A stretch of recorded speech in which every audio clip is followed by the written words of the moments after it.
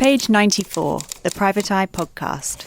Hello and welcome to another episode of Page 94. My name is Andrew Hunter-Murray and I'm here in the Private Eye office with, as always, as frequently, Helen Lewis, Adam McQueen and Ian Hislop. We are here for our special post-election stats and analysis match. We're very excited. There's been all sorts. I mean, there's been so much news. Adam, you were saying before we started, there have been so much news concertinaed into one night that there's still plenty to unpack. Plenty that hasn't even been noticed since then. It all happens sort of between 3 o'clock and 7 o'clock in the morning. I say space these out. I say just let them drip through gently. One of these enormous news events every sort of day for a couple of months would be great. I think there should be a race to be the slowest constituency to deliver, so that you're Friday afternoon late, and that's a major achievement. Keep us going.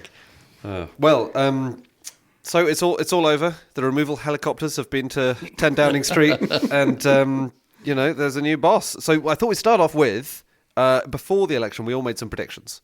So I thought we could get those out now and laugh at how wrong we all were.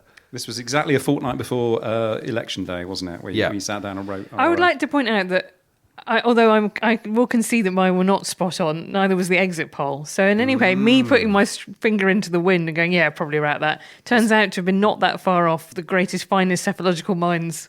That's a very early concession from you, Helen. Maybe you might have forgotten, you might have got it bang on, but I think it sounds like you. No, I can remember it. You're not auditioning to be the next Professor Sir John Curtis. If the Conservatives had done as well as the Lib Dems, they'd have 2,000 MPs by now. Interesting stat. What, vote share? Just increasing the number of MPs proportionally, sevenfold. That's not a very good metric. How would that work? Right. Here's me. Andy predicts 2024. Con 151. Not so far off. Fine, very respectable. Lib Dem 48, drastically under-egged it. Helen bets. How much did you put on this? Tories 110 seats. Lib Dems 56. Roughly 15 out, just 17 out on the Lib Dems. But I made the same. I would like to put it to you that I made the same error as the exit poll to some extent. Right? I was down on Labour, which I have to say I share in common with every single person who's covered the Labour Party, been in the Labour Party, done anything with the Labour Party. We're all miserable as sin throughout all of Thursday. Well, Helen, you and I spent the whole campaign with me saying it can't be as amazing as the polls are saying. There's no way the Tories are going to go as low. And you went low. If you want to open mine, let's find out. This is going to be a big win. At the moment, let's see what happens when we add Adam into the mix. Tory seats 150, very close. Lib Dems 67, spookily close. Hey, Actually, I thank you. The Lib Dem whisperer, Adam. Very impressive. Okay, wow. And finally, Ian, let's turn to yours. It just says Labour will win election. Bold. I've been here before. That's the sort of insight you need. What was everyone's favourite moment from the night? I'd say one of my moments of the night, as I think I predicted a few episodes ago of this very podcast, was that George Galloway lost his seat in Rochdale and didn't even bother to turn up at the count to see himself lose, as he did previously when he ran for London Mayor. Remember that in 2016? 1.7% of the vote, didn't turn up then either. There was a great subsidiary moment to that too, right? If you were watching the BBC, you then got to see Neil Kinnock sort of just chortling, I think is maybe the only Not just chortling, but saying he was a repellent little man. Repulsive little man. Yeah, that was one of the most glorious moments of the night. Actually, I didn't want to sit through a George Galloway speech, but I'm always there for hearing Neil Kinnock slag him off. That was a very good Kinnock. Yeah, well, I thought I was the only impressionist on here with my Rishi and my now completely irrelevant Michael Gove impression. I've got a horrible feeling that I'm reprising that from a school talent show in about 1986. Oh, gosh. It was a night for nostalgia. For many of our listeners, Labour and government, two words that don't go together. Now they're there. Any other moments from the night? I enjoyed Ed Davies singing Sweet Caroline in the Lib Dem headquarters, because I was on a sort of personal mission, which I think you might have been too, as you were doing your broadcast round, was saying, can we perhaps find to hear a bit about Reform, who have performed well in terms of votes, and that hasn't really translated in seats to them, which is, sad for them, but that is first past the post. But actually, Lib Dems also got 3 million votes, and we're not really hearing a lot about what the Tory party might want to do to appeal to those voters as well. So actually, I was very pleased that Ed Davies had had a fun campaign. He certainly had the most fun campaign out of everybody. As Adam mentioned on a previous podcast, he talked about carers, for example, something that we otherwise didn't hear a lot about in the campaign.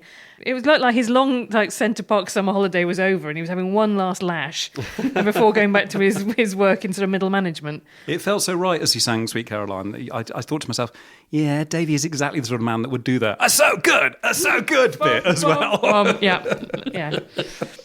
Ian? The broadcast moment I enjoyed most was almost straight after the exit poll. Nigel Farage appeared and complained that there was no one from Reform on any of the mainstream media channels.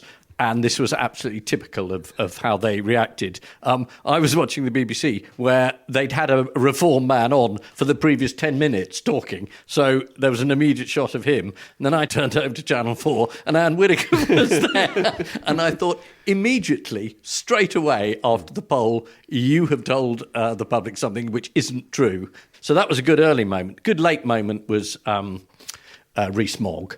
And I know everybody else thinks the same, but I'd been storing up the chance to shout Vox Populi, Vox Dei at the television for years.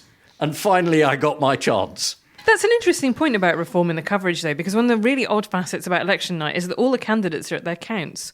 So actually, they've always traditionally had quite a bit of an issue filling the airwaves, and that's not what you normally do. Is you get aligned newspaper columnists from a particular party, or you get the peers, because they obviously don't even get to vote, the peers.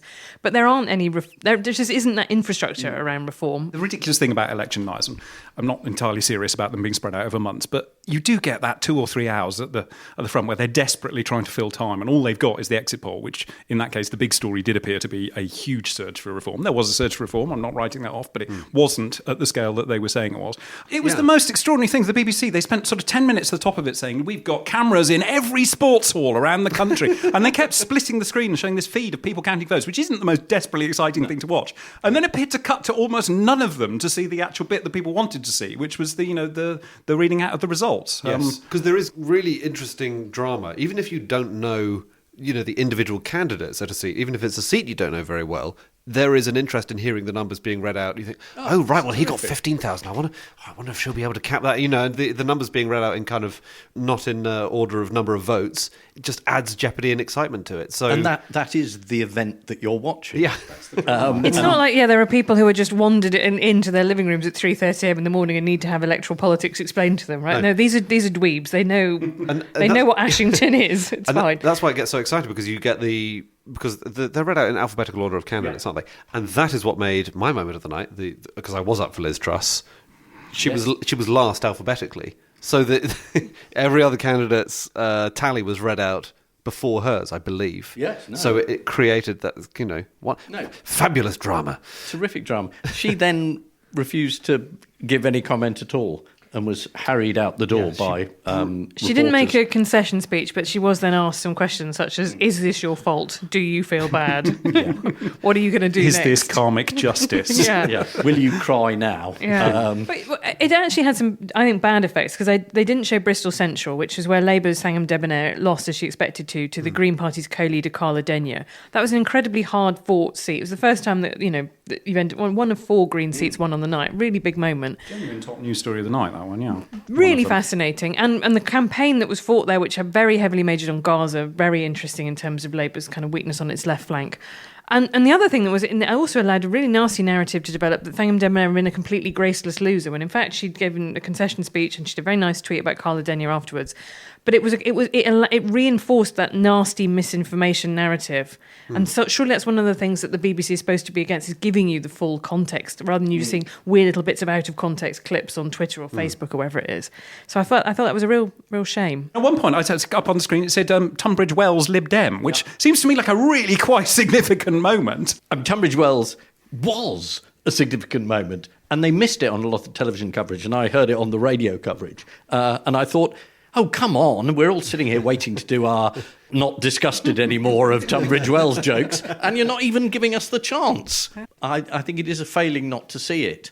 But of the so farewell thens, Steve Baker has fast catamaran sailed off. Very sad. Steve Baker, you have to say, in the end, was rather a good sport about it, because he turned up to the BBC right at the beginning to be told that he was definitely going to lose his seat while sat there in the studio and just sort of laughed it off and said, yes, I've kind of accepted that, and then carried on doing the rounds. I mean, he didn't do a Galloway, did he? He actually, he stood up there and kind of took his medicine. So. Yeah, and Jeremy Hunt did a very nice speech and sort of said, look, my kids, don't be too disappointing. This is democracy. As did Rishi Sunak's speech on his way out of Downing Street. Was unusually gracious for him. Yes, where's that guy been for the last 18 months? Actually, I think I'd like to change my moment of the night to the Jeremy Hunt concession speech. Not concession, he'd won his seat, but he acknowledged he was on his way out as Chancellor, and he was talking to his children saying, this is the magic of democracy.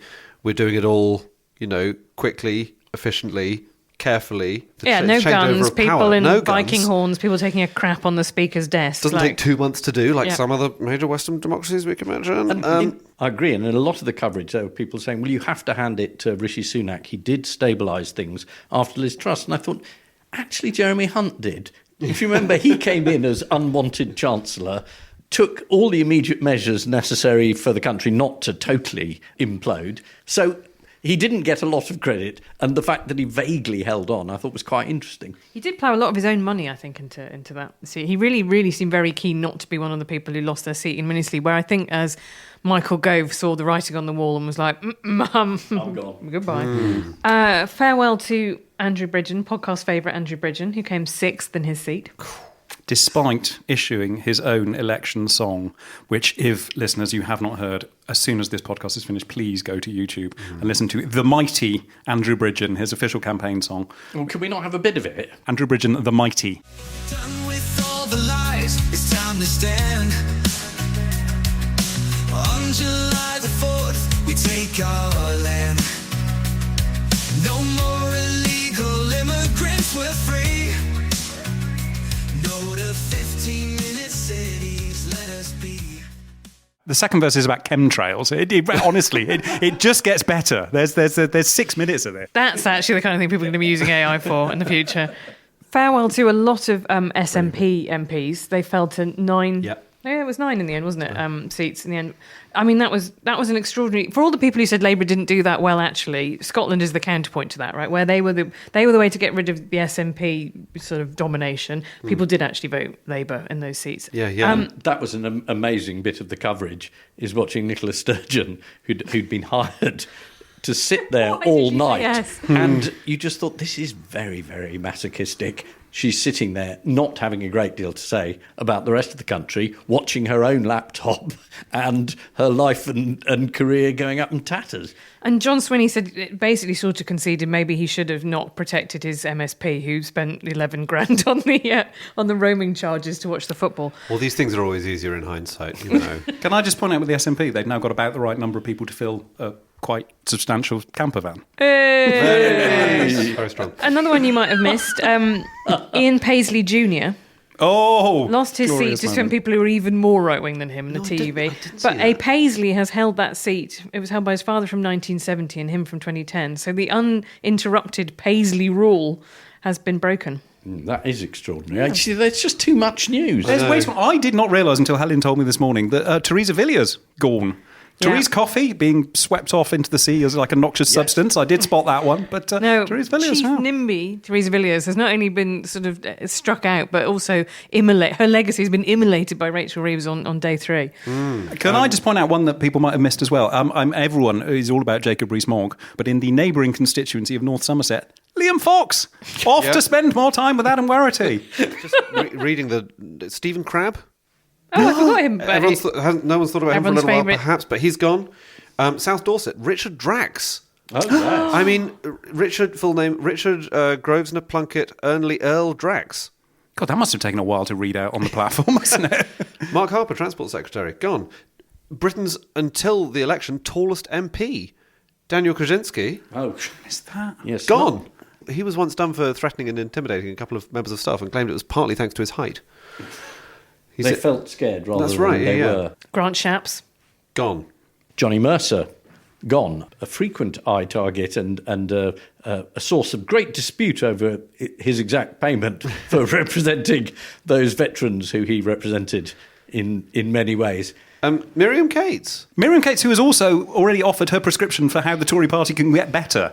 I mean, that's sort of Liz Truss-ish cheek, isn't it? Do you not think a period of reflection might be appropriate on your part? Is it Christian social conservatism? It's more babies, yeah. It's more babies. There's always more babies with Miriam Cates. So it is quite striking. We should probably make clear that, it's very sad when anyone ever loses their seat. No, it isn't. Okay. It's sad for the staff. I mean, that's the thing. I think there are a lot of people who are pretty blameless, who worked really hard, slogged. A lot of campaign volunteers who've slogged around places. And I would like to pay tribute to all of them and the magic of democracy.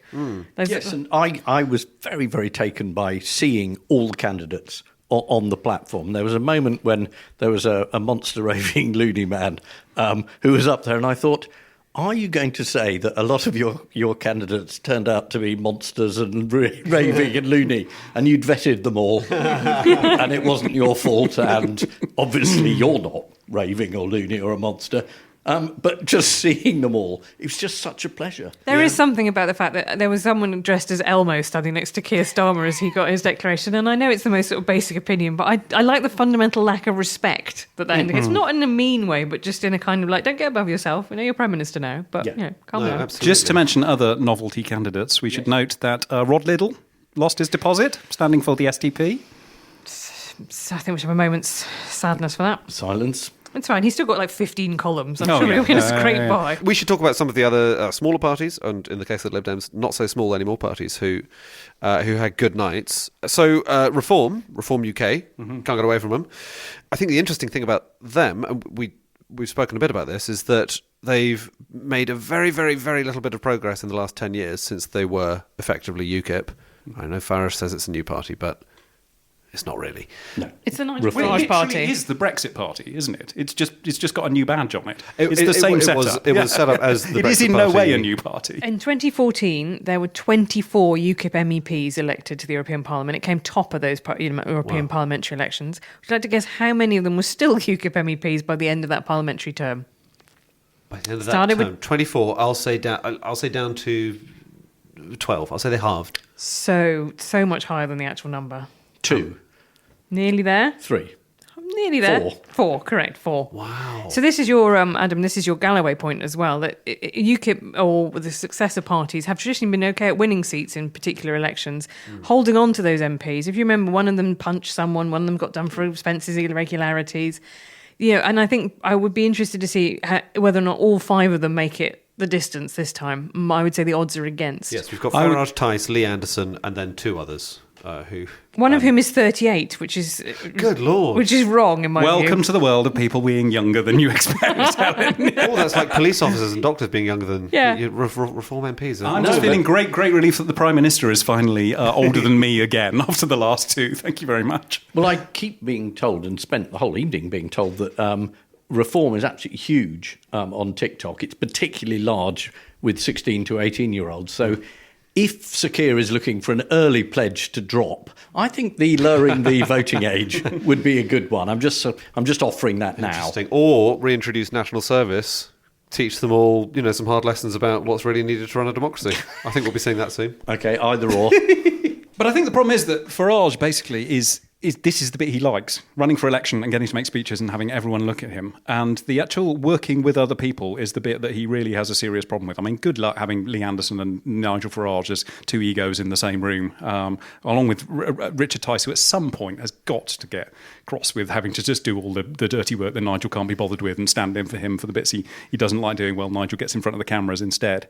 But, I mean, there's a history of this. This is what Farage does. He gets elected to things and then he falls out horribly with people. I mean, he did this with Alan Sked, the founder of UKIP. He did it with Nicky Sinclair, a fellow UKIP MEP. Marta Andreasen, do you remember the old EU auditor who inexplicably, having exposed all sorts of corruption with the EU, then decided to tie her flag to UKIP, then fell out horribly with Nigel Farage. Neil Hamilton and Gerard Batten and all of those people who were left in that rump of UKIP, who I think were still fighting a couple of seats this time. Yes. Annabel Fuller, his former mistress and spokeswoman and speechwriter, who now has not even no good words to say about him, really, really terrible things to say about him. And in the end, he fell out with UKIP so badly he had to set up his own party, which isn't even a party, as we keep saying. It's a limited company, which is a very, very odd setup. And as we were saying, pretend it's this sort of scrappy startup. And already, I see, they're talking about what they're going to do at the next election and the Labour seats they're going to be targeting in the next election. It's not just about elections. You're actually going to have to represent some people in Clacton. Richard Tice is going to have to deal with farmers in Bolton and Skegness who are saying to him, we haven't got anyone to pick our crops anymore. What are you actually going to do about that? It's a bit like, those couples who spend tens of thousands of pounds on their weddings and then realise on sort of the first day of the honeymoon that they don't actually like each other very much and don't want to be married to each other. Well, it was a very good analogy because, in the days before the election, Reform candidates, a number of them were suddenly saying, oh, God, I haven't joined that party, have I? Oh, I didn't realise they were like that. But you're right exactly about the fact that they now have a little taste of power, which has classically been an issue for smaller parties. And one of the reasons I think the Greens have managed to build themselves into actually a similar situation to the Lib Dems, right, where they often become the kind of local NIMBY party, is that in some of the councils that they've held, they've built up their presence there and done really quite well. So there have been, I think the Brighton experience has been slightly less happy for them, but they have become a functional party at a local level and they're able to put grassroots campaigners down and really embed themselves in a couple of places. And it'll be very interesting to see whether or not Reform can do anything like that. I would suspect that Nigel Farage will now go back off to the US to go and stand next to Donald Trump for a bit, which I'm not sure the people of Clacton was what they entirely wanted for an MP. But all he said of his intentions in Parliament is that he intends to be a bloody nuisance. But he's got 4 other people who are down to be a bloody nuisance. So good luck whipping that operation. But on a voting for celebrity basis, maybe his constituents, if they see him in America next to Trump, will think even better of him. If your MP is a member of the cabinet, for example, there is normally a little boost, I think, that comes associated with that, and you sort of give them an allowance for not doing maybe as many constituency surgeries as you might hope they do. But there's a little bit might play attached to it. Fine. Well, after all the chat about Rishi Sunak not being worried about holding Richmond Northallerton, he actually held it completely handsomely. Yes. It's one of the safest Tory seats that there still are. Yeah. So it turns out people do just quite like having the Prime Minister as their candidate. And within a month, this will be interesting. We'll see what benefits Nigel Farage has received over the last year, and all his current financial interests as well, because it's retroactive by 12 months, the register. So not earnings, not everything he's earned, but all the benefits received. So that will be great fun. I mean, you must be bookmarking some space in the magazine for that. I'm just a wild stab in the dark that there might be some interesting stuff in there. There will be some room, but there was a very good piece last time just about how extraordinary the funding is for Reform, and it's a set of people in Mayfair. Right. It really is about as un-Clacton as you could get, and we'll see if the base gets any wider, but at the moment, it isn't. We should talk about the Lib Dems as well. Speaking of parties which got roughly the same number of votes as Reform. I don't think they're going to be so keen on proportional representation anymore, are they? I think the fire might have gone out on that one slightly. He said today we're going to go for it, even if it means Reform win more. But they're the only party which has got a rough proportion of seats in the House of Commons to share of national vote. This was the extraordinary thing about this election, I think, was that people have learned how to work the first past the post system. I mean, it was very much all about tactical voting, I think, and getting the anti-Tory candidate in to a lot of constituencies right across Britain, wasn't it? Well, Jacob Rees-Mogg is evidence of that, and the Libs didn't campaign hard for that seat. And as I say, you would have expected that it was a southwest seat, that it would go Lib Dem from Tory, and it didn't. And that's because there was a kind of assumption, there was a kind of tacit, not exactly agreement, but people worked out who was closest, and then it overtook it. Did it go Labour then? Yeah. Rees-Mogg's seat. Yeah, I assumed it would have gone Lib Dem, but solely because of geography. But there has been a lot of that. I think very few of the Lib Dem. There was one target seat for both Labour and the Lib Dems, which was Nick Clegg's old seat, Sheffield Hallam. Yeah, that's the only one where they had a proper scrap over it, really. Yeah, and Labour were reasonably challenging in Witney, in which George Osborne's old advisor Rupert Harrison didn't win. It didn't go to him. So yeah, but I mean there were quite a few three-way marginals, and there are now more seats that have been subject to huge swings back and forward in the last 10 years. There's very few now what you would call ultra safe seats. Yeah. I think that's really interesting. In the last few years, people have spent time telling us that it's all about identity politics now.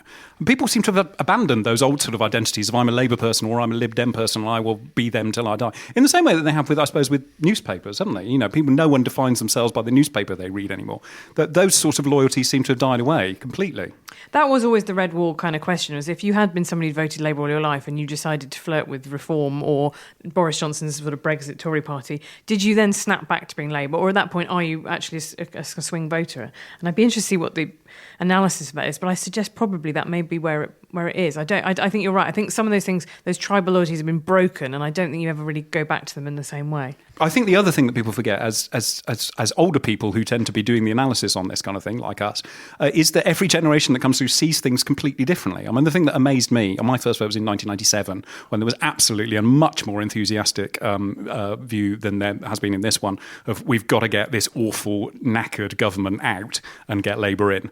And I was really surprised to find when my nieces and nephews came up to their first vote, which was in 2010, they felt exactly the same way in the opposite direction, that they were just, my God, we've had Labour in for 13 years. They're so knackered and sleazy and we've got to get them out. And that, each generation does come through differently, which suggests to me, as you were saying, Ian, that the 16 and 17-year-olds, if they get votes, may see things very differently to how we expect them to. One of the things I did notice in a number of the Vox Pops on the night was people saying, I'm very disillusioned with the Tories, but I cannot vote Labour, so I'm voting Lib Dem. And you wanted to say, have you noticed how left-wing the Lib Dems are now? The idea of Labour in your head isn't exactly what you would be hoping with the Lib Dems. So, yes, I think there's a lot of clever tactical voting, and I think there's a lot of slightly catching up tactical voting going on as well. It wasn't as weird as 2015 when a lot of people said we want to punish the Lib Dems for going into coalition with the Tories, so we're going to vote Tory instead. That was the weirdest election move ever.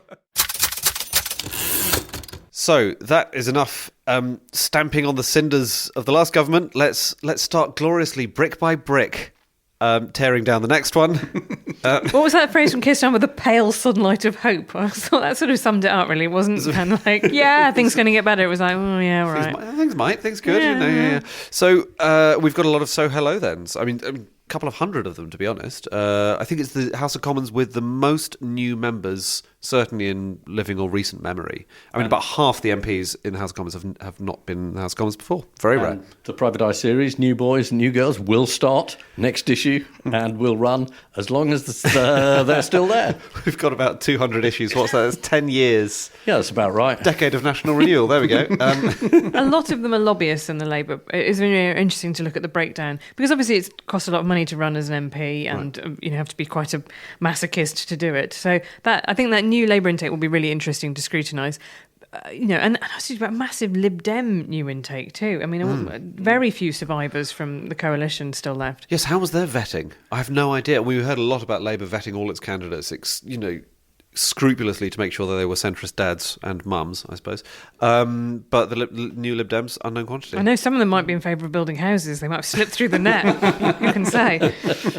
So is there anyone new who you're especially interested in the new intake? Well, my new person that I thought was a really interesting one is not a new MP. He's a new Lord, and that's James Timpson, who Keir Starmer was one of the first people he announced in the Cabinet as Prisons and Probation Minister, which I just think is a really, really interesting job. And this is getting experts in, basically. He announced him along with Patrick Vallance coming in as Minister for Science, and the new Attorney General, whose name for a moment escapes me. Casey. Yeah.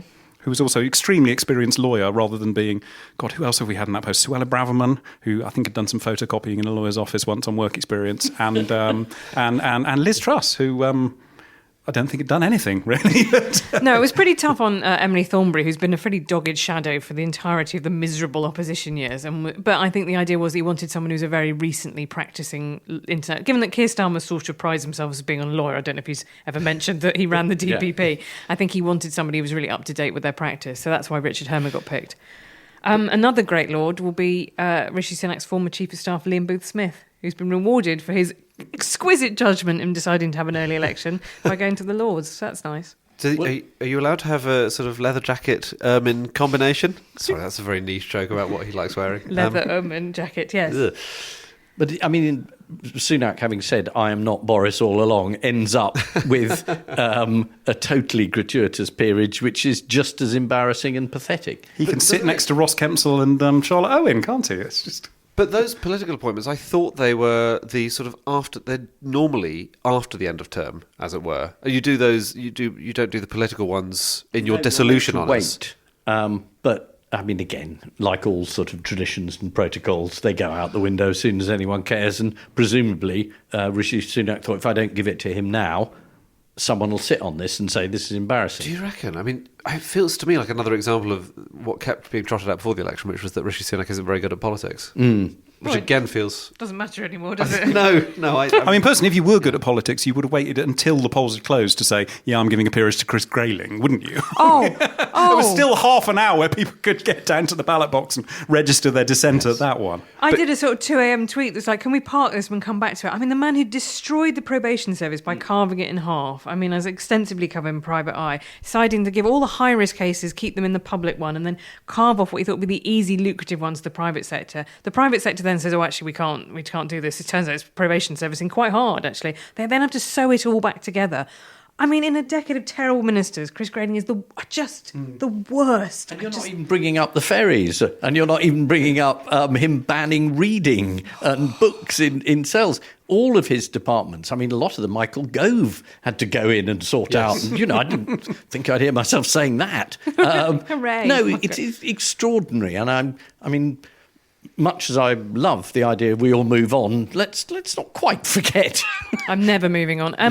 Hilary Cass of the Cass Report into Youth Gender Services got one in a peerage in the Dissolution Honours. And that's nice. I think that's the same thing as Timpson, right? Which is putting in people who are in civil society, who have expertise relevant to legislation that you might be considering. And we should say the reason, just for any listeners who don't know, is that James Timpson runs Timpson, who, shoes mended, keys cut, who employ a lot of recent ex-prisoners and provide a lot of pathways back into the workplace after people have done time. And he's also involved, I think, with the Prison Reform Trust and various other kind of big initiatives, as well as those that he's doing through Timpson, who are one of those real sort of amazing, slightly Victorian-era employers, a bit like William Lever or Titus Salt or someone. And you are literally, Andy, looking at a sole on my shoe put on at Timpson's, and very, very well too. And I think that's really interesting because people initially wanted to portray that as a Labour going soft on crime, which is combined with the fact that Shabana Mahmood, the new Justice Secretary, is going to have to early release a lot of people. Right. That was just something that was going to have to happen because the prisons are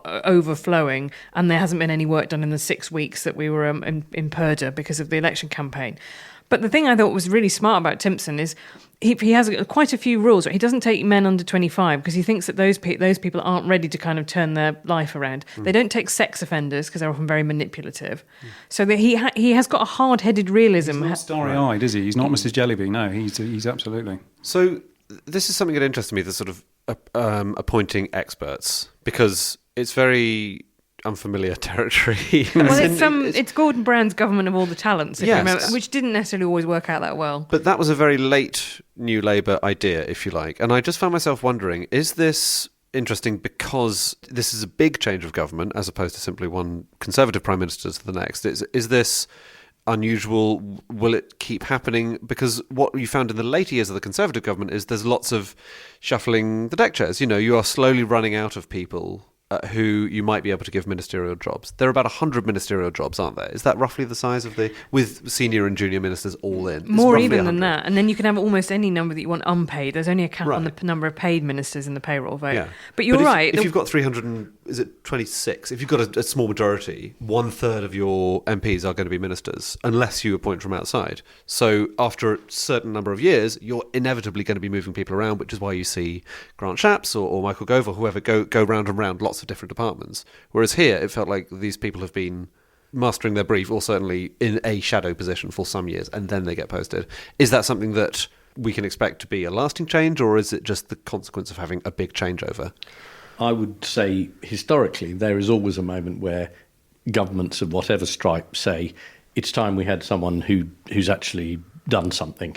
So you get in people from business. Mrs. Thatcher loved Lord Young, if you remember. You bring me problems, he brings me solutions. I mean, there was all that sort of reverence for business and expertise. And I think it does go in waves. There was a Blairite period where it was, we must have people who've done things. The next Tory lot, you remember, they got in the man who ran Asda, they got Archie Norman was suddenly, this is the sort of person we want in.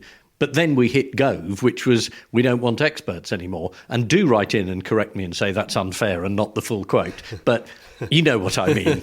It was also the fact that you have to reward more and more people in order to buy them off. And that's one of the things that's interesting about this transition is that Starmer has appointed lots of people who shadowed those briefs in opposition. There's been very few changes. He obviously had to swap out Thangham Debonair and Jonathan Ashworth, who both didn't win their seats.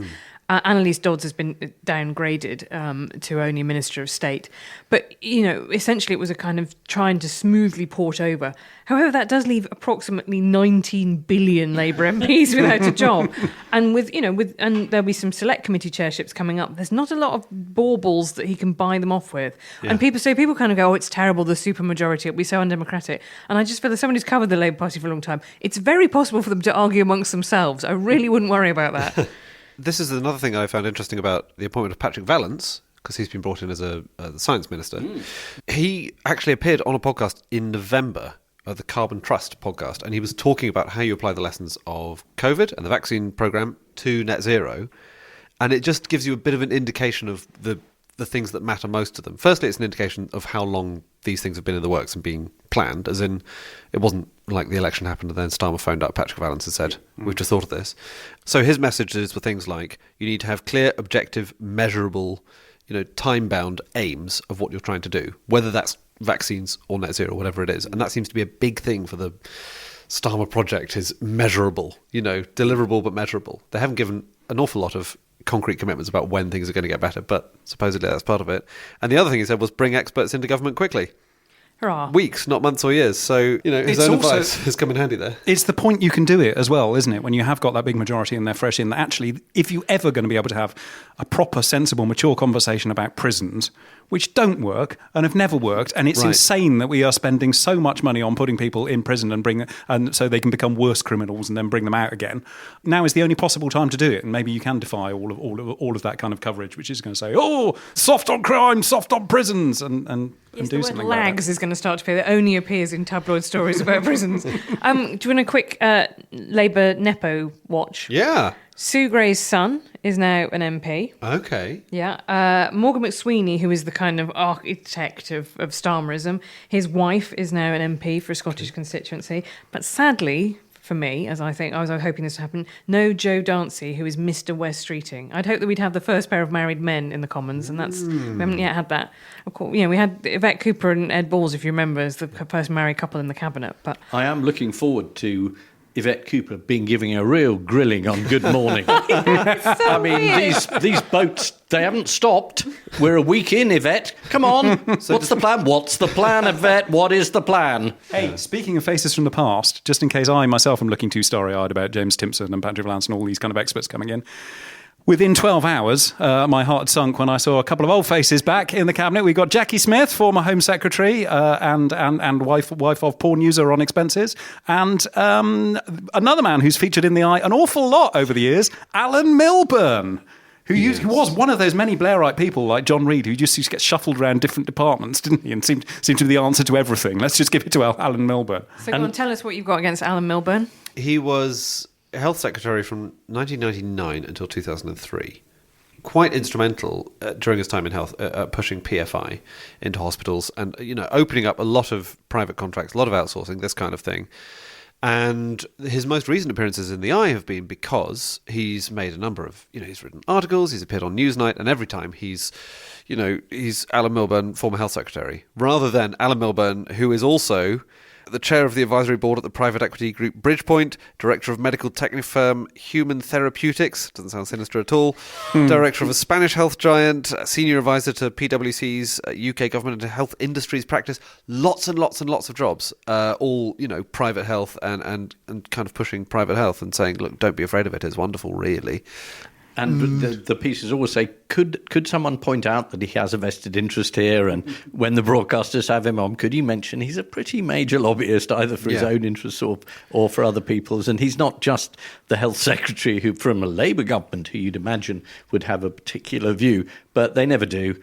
So we have to keep repeating the piece. Anyway, now he's back in government. That's very interesting to me, because I think it has been. I mean, I remember reading Barbara Castle biographies about pay beds in the 1970s. They're like, the amount of private intrusion you have into health service is always going to be something that is a thorn in the side of a Labour government.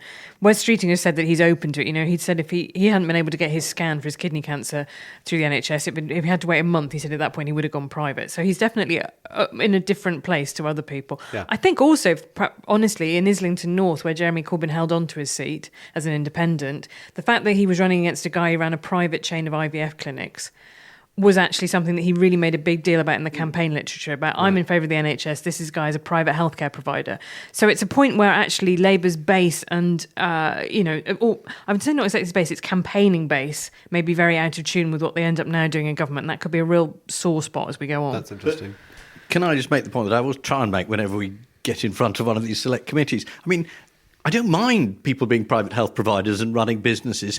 Do they also have to be in the government? Could we not have people in the government who don't own large companies that are going to benefit? And then they could make the decision. And if their decision, Wes Streeting's decision, is that we need more private healthcare owners, then we could appoint one that, say, isn't in the government.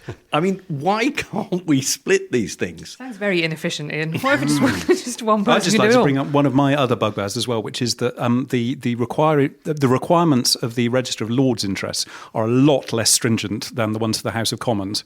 You don't have to declare figures as strictly as you do if you're an MP, which is something that I've been saying for years really needs to be tightened up because there's no reason for it. But if you're going to start appointing junior ministers or even senior ministers from the House of Lords, then, with business interests, then you really have to have a look at that. Is that why we didn't learn maybe as much as we could have done about David Cameron's interest? Because I think there was lots of interest in his interest in China, for example, and there was the whole Greensill palaver. Yeah, and John Prescott, we never found out exactly how much he was being paid for his Sunday Mirror column at the time when he was inveigling against the News International newspapers, their rivals, for their involvement in phone hacking and ignoring his own newspaper groups. Yeah, there are all sorts of things. We never found out what Nadine Dorries was getting for her various Talk TV and Mail gigs, but that's because she didn't declare, and then left. So... Yeah, well, I hope Channel 4 are happy with whatever they paid her for election night. We should wrap up shortly. Are there any more things looking forward, any more fights that you're looking forward to, or any more discussions that you're looking forward to seeing how they play out over the next couple of years? First big Labour scandal, and I'm not going to predict what it is, but we'll have one before Christmas. I remember, so I started here on Work Experience late 97 when it was a very odd time for the Eye because readers were kind of, that's it, it's all over now. We don't want, there's no more sleaze or anything. This is a lovely shiny new government. Give them a chance. And I remember, do you remember the first big one, Ian, was the tobacco donations. Yes, Bernie Ecclestone. Mr. Ecclestone. And there was suddenly this moment as when Tony Blair had to... For younger listeners, please. They were cracking down on tobacco advertising, but they decided to have a loophole that would allow them still to sponsor Formula One. Proprietor Bernie Ecclestone, who it turned out had given, I think, £1 million to Labour, completely coincidentally, of course. And it was that moment when Tony Blair was ordered by Alistair Campbell, who was the one giving the orders at that point, to go on the BBC and take a kicking. And he said famously, I think people know I'm a pretty straight kind of guy. And it was the moment when people realised maybe actually he wasn't. No, you've just literally done the I'm a black is white, 2 + 2 is 5 kind of guy. Which, to be fair, he was really, really good at. But, well, that's why he went on and took the kicking, because Gordon Brown, who was absolutely incensed and devastated and thought, I can't believe we've got to do this. This is what I didn't want to go into politics for. He didn't. Can I nominate housing?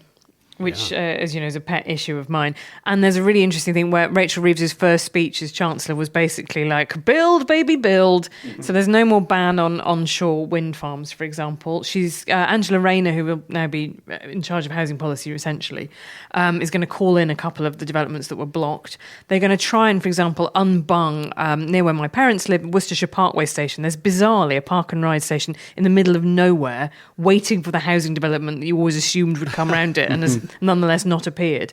So they are really determined to block what is now being called the kind of anti-growth coalition.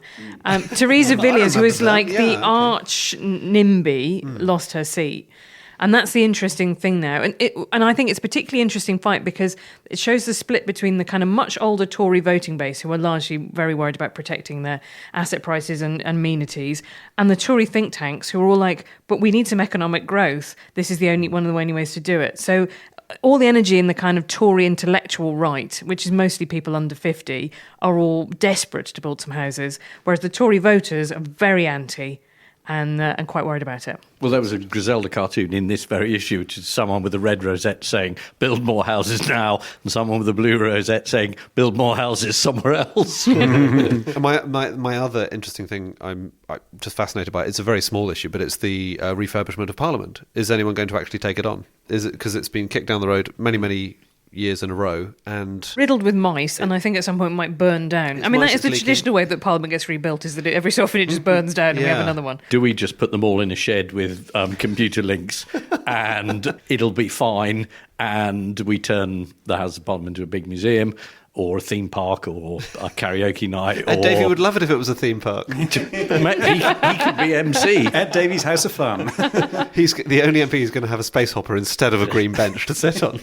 Well, that's your option. Yeah. And I think people will fight that not on cost, which is absolutely unbelievable, but on a sort of how moth-eaten are we, and is moth-eaten okay? What traditional value is there in that? I mean, if like me, you're quite keen on Puget and the building as a whole, it'll be difficult. Isn't it one of the issues is that there aren't enough seats now for all of the Labour MPs on one side of the House? So, I mean, if ever there was a time... The whole thing will tilt over. I mean, it'll be unbalanced and it will just start listing. Right. That's it from us. Thank you so much for listening. If you've enjoyed this episode, there is a magazine, a related magazine called Private Eye. Go and buy it. Or go to private-eye.co.uk and get yourself a subscription, which is reasonably priced, and you'll be making a long-term decision for a brighter future. Thanks to Ian, Helen and Adam. Thank you to you for listening. Thank you to Matt Hill of Rethink Audio, who, as always, produced this episode. Goodbye.